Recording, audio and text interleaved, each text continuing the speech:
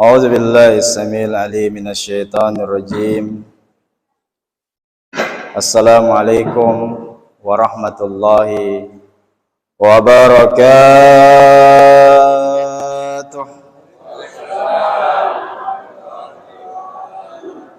الحمد لله الواحد القهار العزيز الغفار مكور الليل على النهار tabsiratan liulil qulubi wal absar. Asyhadu an la ilaha illallah wahdahu la syarikalah wa asyhadu anna sayyidana Muhammadan abduhu wa rasuluhu la nabiyya ba'da. Ilahi anta maqsudi wa ridhaka matlubi atini mahabbataka wa ma'rifataka. Segala pujian dan kebesaran hanya milik Allah Subhanahu wa Ta'ala. Allah yang Maha Rahman, tak pernah pilih kasih, yang Maha Rahim, tak pernah pandang sayang. Salawat beserta salam kepada junjungan kita Nabi Allah Al-Mustafa Muhammad Sallallahu Alaihi Wasallam. Saya ucapkan terima kasih khususnya kepada sahabat saya Pak Acu Ahmad yang telah memfasilitasi kami bisa datang silaturahmi safari dakwah di Masjid Hidayatullah Dusun Laba-Laba. Dan saya ucapkan juga terima kasih kepada Pak Imam Masjid Dusun Laba-Laba dan seluruh jamaah masjid ini. Semoga semuanya dipanjangkan usianya Allah Subhanahu wa Ta'ala, diberkahi dan dimudahkan rezekinya, dan senantiasa berada dalam naungan dan lindungan Allah Subhanahu wa Ta'ala. Hadirin jamaah yang dimuliakan dan berkah Allah Subhanahu wa Ta'ala, mungkin kita bertanya-tanya, apa itu yang mau dipelajari? Apa yang datang kita bawa ke sini? Yang sebelah kanan kita ini adalah gambar latifah. Gambar ada 7 titik di situ. Di 7 titik itulah letak titik kesadaran manusia. Di titik itulah terletak rahasia-rahasia Allah Subhanahu wa Ta'ala. Jadi salah satu yang kita bawa di sini adalah metode ajaran Tarekah Qadiriyah wan Naqsyabandiyah, atau disingkat, diringkas TQN. Apa itu TQN? Mungkin kita bertanya. Jadi Tarekah Naqsyabandiyah ini berbeda dengan Tarekah Qadiriyah yang dibawa disebarkan oleh anak guru saleh. Begitupun yang kita dengar Tarekah Naqsyabandiyah yang dibawa oleh Syekh Abdurrahman Qadir di Majene. Jadi ini 2 tarekat besar yang digabungkan oleh Syekh Ahmad Khatib Sambas Ibni Abdul Ghaffar di abad 14. Jadi di abad 14 di tanah suci Makkah ada seorang ulama besar di zaman beliau, sekaligus beliau ini Imam Masjidil Haram di zamannya. Beliau belajar Qadiriyah, Tarekat Qadiriyah, dan beliau juga belajar mendalami Naqsyabandiyah. Jadi sehingga beliau pun diberikan wewenang, diberikan khirkah kesufian untuk mengembangkan 2 tarekat ini. Jadi beliau pun meramu menggabungkan 2 tarekat ini. Maka muncullah yang bernama Tarekah Qadiriyah wan Naqsyabandiyah. Hadirin dan hadirin akan berkah Allah Subhanahu wa Ta'ala, kenapa mesti harus bertarekah? Tidak cukupkah hanya bersyariat saja? Ya, pasti kita akan bertanya-tanya. Tidak cukupkah orang bersyariat saja? Kenapa harus bertarekah lagi orang? Perlu kita ketahui bersama, pembawa penyebar Islam di tanah Jawa 9 wali songo yang kita kenal. Mereka semua ulama syariat sekaligus ulama tarekat. Syekh Maulana Malik Ibrahim Sunan Gresik, beliau ulama tarekat. Murid-muridnya yang sampai ke Indonesia, ke Nusantara, khususnya di Sulawesi Barat, siapa yang tidak kenal Syekh Abdul Mannan di Salabose, beliau ulama tarekat. Syekh Yusuf Tajul Khalwatiyah di Goa, beliau ulama tarekat. Tuan Langaran, Tuan di Boloh-Boloh, penyebar Islam yang ada di Pulau Salama, Syekh Bil Ma'ruf Abdul Rahim Kamaluddin. Ada juga yang mengatakan beliau adalah Tuan Langarang. Beliau adalah ulama tarekat. Yang lebih dekat di zaman kita, yang berbeda mungkin 100 tahun dari kita, Kiai Haji Muhammad Tahir Imam Lapeo, beliau ulama dan pengamal tarekat. Jadi semua ulama-ulama yang notabene berkaromah mempunyai kelebihan. 99,9% adalah ulama tarekat. Jadi tidak cukup kalau hanya bersyariat saja, harus juga bertarekat. Karena dikatakan man tafakkaha bi ghairi tasawufin faqad tafassaka. Barang siapa yang hanya bersyariat saja, jadi nai tahu sanggak mas syariat tapai, make dia sambayang tetapi tidak sembayang batinnya. Ada orang yang lahirinya sembayang, batinnya tidak sembahyang. Ada orang lisannya berzikir, tapi hatinya tidak berzikir. Bi ghairi tasawufin faqad tafassaka. Jadi barang siapa yang hanya bersyariat saja, tanpa bertarekat, tanpa bertasawuf, maka itu adalah orang yang fasik. Wa man tasawwafa bi ghairi tafakkun faqad tazandaka. Dan barang siapa yang hanya berhakikat saja, bertarekat saja tanpa bersyariat, maka itu adalah orang yang zindik. Apa contohnya? Tomat tarekat undang masyariat, undang make dia sembahyang, tidak mendirikan sembahyang. Apa kata mereka? Sebagian kecil mereka mengatakan, buat apa sembahyang muak cara purwa ya teta tongangi paunna. Tetapi alangkah baiknya, alangkah sempurnanya kalau seseorang itu bersyariat, bertasawuf, bertarekat sekaligus bersyariat. Wa man jama'a bainahuma faqad tahaqqaqa. Dan barang siapa yang menggabungkan keduanya, mas syariatoi, mat tarekatoi, faqad tahaqqaqa, maka itu adalah orang yang sempurna. Maka itu yang dikatakan Islam yang hakiki, Islam yang kamil. Jadi jamaah melakukan berkah Allah Subhanahu wa taala. Perlu kita ketahui bersama pula, seseorang yang bertarekat itu harus ditalkin terlebih dahulu. Dalam bahasa yang lain itu harus dibaiat. Bahasa yang lain lagi harus belajar zikir. Apa itu? Harus ditalkinkan. Jadi bi'akhzi talkin bi wali mursyid. Jadi kata Sultan Aulia Syekh Abdul Qadir Al-Jilani, seseorang yang ingin mengambil salah satu ajaran tarekat, apakah Naqsyabandiyah, Khalwatiyah, Sammaniyah, Rifaiyah, Dasukiyah, Gaibiyah, Saziliyah, Ghazaliyah, dan tarekat-tarekat yang lain, maka seseorang harus terlebih dahulu ditalkin zikir. Mungkin kita bertanya, kenapa harus ada talkin? Bukankah talkin itu otomatis, Pak? Bukankah talkin itu orang yang mau mati baru ditalkin? Bukankah ditalkin itu nanti orang yang sudah dikubur baru bicarakan talkin? Betul. Betul semua, Ji. Syarat seseorang ditalkin itu ada beberapa macam. Yang pertama, seseorang yang sedang sakarat. Jadi dia to madango, melo imateo, dipek gurui, dipaingarangi kalimat la ilaha illallah. Jadi diingatkan supaya mengucapkan kalimat la ilaha illallah. Makanya dikatakan dalam sebuah hadis, man, barang siapa akhiru kalami la ilaha illallah dakhalal jannah.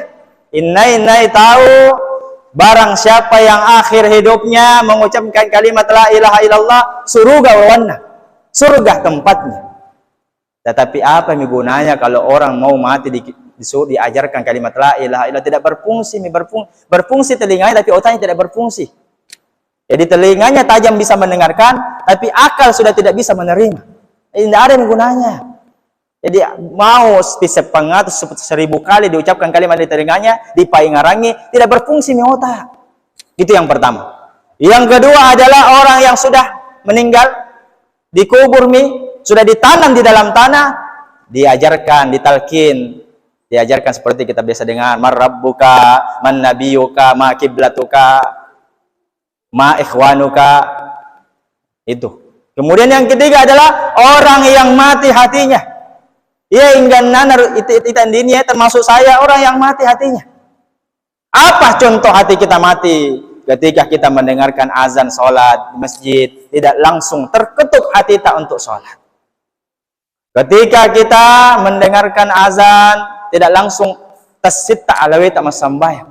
Tapi bilang nanti baru sudah azan. Kemudian kita mendengar lagi qamat nanti salat di rumah. Akhirnya tidak sembahyang. Selalu ditunda-tunda itu karena apa? Mati hati kita. Apa contoh hati yang mati? Ketika ada kebaikan-kebaikan ditawarkan sama kita, tidak langsung terketuk hati kita. Dengan belajar tarekat, dengan belajar talqin zikir, maka hati kita akan belajar untuk dihidupkan, kembali menyadarkan kalbu kita akan hidup. Jadi dipasadari alaweta, dipasadari kita supaya kembali ingat sama Allah Subhanahu wa taala. Syekh Jalaluddin di dalam kitabnya mengatakan, at-tariqatu dawamul ubudiyyati zahira wa batina ma'a dawami hudurul qalbi ma'allah. Tarekat adalah orang yang memperhambakan diri, mendawamkan dirinya lahir dan batin kepada Allah Subhanahu wa taala. Ma'a dawami hudurul qalbi ma'allah, serta berkekalan, berkepanjangan, menghadirkan hati bersama Allah Subhanahu wa taala. Apa contoh orang yang lahirianya hamba, batinnya tidak hamba? Jadi ada orang itu hamba secara lahir, batinnya tidak hamba. Sementara mengangkat takbir Allahu Akbar, ingat utangnya, ingat ininya, ingat pekerjaannya, itu dimaksud. Jadi makanya itu kalau angkat takbir, serahkan sepenuhnya kepada Allah Subhanahu wa taala. Lupai dulu di nota. Fokus dulu kepada Allah Subhanahu wa taala. Makanya ada orang sembahyang lahirnya dan sembahyang batinnya, itu kita inginkan. Jadi dengan bertarekat itu akan mengcover semuanya. Mengcover dunia dan akhirat kita. Mengcover hubungan kita dengan Allah Subhanahu wa taala. Sehingga bisa cepat wusul sampai kepada Allah Subhanahu wa taala. Hadirin dan hadirat melakukan berkah Allah Subhanahu wa taala, ma'adawami hudurul qalbi ma'allah, serta berkekalan menghadirkan hati kita bersama Allah Subhanahu wa taala. Makanya dikatakan tarekat itu adalah mutu qabla an tamut. Yo tarekau me guru itu mati sebelum mati itu orang tahu. Jadi belajar ki mati sebelum mati betul ki. Banyak orang pintar belajar hidup, pintar merantau cari uang, cari ini, tapi jarang di antara kita belajar mati sebelum mati. Si mati lino ditinro, dilupai bahwasanya besok atau lusa pasti kita akan kembali. Pasti akan kita menyusul kepada orang-orang yang sudah duluan. Jadi itu, persiapkan diri kita. Jadi belajar mati sebelum mati. Kita menginginkan minimal ketika kita mati tidak ada kita kalimat ucapkan kecuali la ilaha illallah atau Allahu Allah, Allahu Allah. Itu yang kita inginkan. Tapi harus kita belajar dulu. Dipegurui dulu. Saya berikan perumpamaan. Kalau seumpamanya kita ingin pintar ya, biasa kita orang bikin roti, pasti bilang pintarnya itu orang bikin roti. Bagaimana caranya itu? Jadi kita hanya bisa menikmati. Jadi kalau mau tahu belajar. Sama seperti kopi. Kopi itu tidak akan tahu bagaimana pahitnya kopi kalau tidak dirasakan. Kalau hanya cerita Ji, tidak akan tahu Ki. Tidak akan tahu gitu kopi pahit atau manis. Makanya dikatakan oleh Syekh Abi Yazid Al-Bustami, "Man lam yazuk lam ya'rif." Siapa yang tidak tahu, maka pasti tidak akan merasakan. Jadi kalau mau tahu, rasakan dulu. Begitupun dengan tarekat. Jangki dulu celai sebelum terjun ke dalamnya, tenggelam ke dalam lautan ma'rifah. Itulah tarekat. Jadi belajar dulu sebelum, jangan dulu dicela sebelum tenggelam ke dalamnya. Zaman belakang berkah Allah Subhanahu wa taala. Kenapa mesti harus ditalkin? Ya, mungkin bertanya-tanya kenapa harus ditalkin? Kenapa ada istilah baiat atau talkin zikir atau pembelajaran zikir? Kita tahu sejarahnya. Siapa yang tidak mengenal Sayyidina Ali bin Abi Thalib karramallahu wajhah. Sayyidina Ali bin Abi Thalib dak dua pangkatna. Pangkat yang pertama adalah sepupu satu kalinya Nabi. Kemudian yang kedua mitunnah Nabi tak Muhammad SAW, karena anaknya Nabi SAW, Fatimah Az-Zahra, dinikahkan oleh Sayyidina Ali bin Abi Thalib karramallahu wajhah. Makanya Sayyidina Ali pernah bertanya kepada baginda Rasul, "Ya Rasulullah, ayyut tariq akrabu ilallah wa as'alu ilallah azza wa jal wa afdaluha ilallah azza wa jalla." Ya Rasulullah, manakah jalan sedekat-dekatnya kepada Tuhan dan semudah-mudahnya jalan kepada Allah Subhanahu wa taala? Apa kata baginda Rasul? Zikrullah. Berzikir kepada Allah Subhanahu wa taala. Kemudian Sayyidina Ali kembali bertanya, "Kullun nas yazkurun Allah." Semua orang ingin nana tahu masikir nasa ngilau di Allah Subhanahu wa taala. Semua orang berzikir kepada Allah Subhanahu wa taala. Maka Rasulullah SAW kemudian menjawab, "Ya Ali, la yabqa 'alal ard hatta la yabqa hatta la taqum as-sa'ah la yabqa 'alal ard la ilaha illallah Allahu Allah." Ketahuilah ya Ali, tidak akan terjadi hari kiamat sehingga tidak ada lagi satu orang pun di dunia ini yang mengucapkan la ilaha illallah Allahu Allah Allahu Allah. Maka Rasulullah SAW memerintahkan kepada Sayyidina Ali, "Jammid ainak wasma." Tutup kedua matamu ya Ali dan dengarkan. Disitulah awal mula yang namanya talqin zikir atau baiat zikir, sehingga Sayyidina Ali bin Abi Thalib menjadi berat imannya, menjadi berat takwanya kepada Allah Subhanahu wa taala, semakin dekat kepada Allah Subhanahu wa taala. Hadirin dan hadirat berkat Allah Subhanahu wa taala, saya lagi berikan perumpamaan tarekat itu seperti jalan tol. Jadi jalan tol. Makanya dikatakan apa itu maknanya tarekat? Tarakaya turuko tarikan, jalan. Jadi maknanya itu jalan. Saya berikan perumpamaan kalau ada di luar sana jalan dua, ada jalan biasa, ada jalan di atas itu, apa bahasanya itu? Jembatan layang lah. Jalan di bawah itu mobil kendaraan lalu lalang. Jadi sehingga kalau mau kita lewat harus melihat kanan kiri kalau kita mau menyeberang. Tetapi kalau di atas tidak ada kendaraan, biar meconro tahu tidak melihat ke kanan kiri bisa toki lewat. Itu di atas itulah jalan tarekah. Yang di bawah adalah jalan syariat. Mana yang kita pilih? Jalan yang penuh lika-liku di bawah. Kalau tidak melihat kiri kanan bisa kita tabrak. Tetapi ketika melewati jalan atas tidak ada hambatan, itulah jalan tarekah. Makanya dikatakan Rasulullah SAW pernah bersabda, "Asy-syari'atu aqwali." Yo syari'ah pau-pau. Jadi syariat itu adalah perkataan-perkataan. Wa tariqatu af'ali, tarekat itu adalah perbuatanku. Wal hakikatu ahwali, hakikat itu adalah keadaanku. Wal ma'rifatu ra'sumali, ma'rifat adalah puncak keadaan batinku. Kalau kita mendengar ada istilah syariat, tarekat, hakikat, ma'rifat, saya perumpamakan seperti sebuah kelapa. Perhatikan kelapa. Kelapa itu ada 4 unsur di dalamnya. Pertama, sabuk kelapanya adalah syariat. Tempurungnya adalah tarekah. Kelapanya adalah hakikat dan santannya adalah ma'rifat. Seseorang yang belajar syariat sekaligus bertarekat pasti akan merasakan hakikat. Dan setelah merasakan hakikat, pasti akan merasakan ma'rifatullah. Jadi seseorang harus ditalkin belajar zikir terlebih dahulu sebelum sampai kepada hakikat dan akan muncul ma'rifatnya Allah Subhanahu wa taala.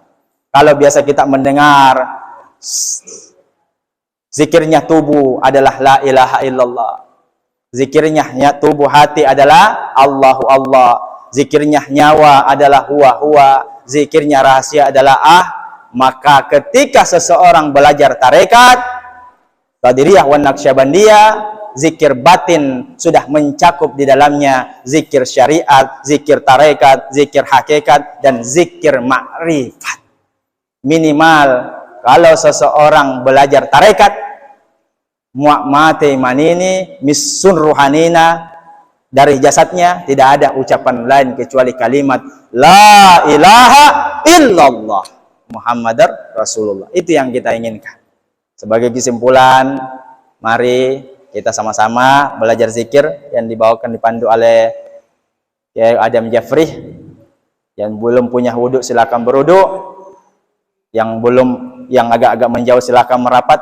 Yang jauh merapat, yang mendekat rapat, fokuskan telinga tak dan mata tak, karena ini waktunya hanya 10 menit saja. Setelah masuk waktu Isya, maka akan selesailah penalkinan. Jadi intinya adalah dengarkan ki baik-baik, fokus ki. Kalau ada HP tak menyala, matikan dulu, karena ketika kita ditalkin zikir ini pada hakikatnya yang mentalkin adalah Sultan Aulia Syekh Abdul Qadir Al-Jailani qaddasallahu sirra dan Syekh Ba'uddin An-Naqsyabandi. Demikian apa saya sampaikan, semoga bermanfaat bagi kita semua. Wallahul muwaffiq ila aqwamit thariq, minallahil musta'an wa alitiklan. Wassalamualaikum warahmatullahi wabarakatuh.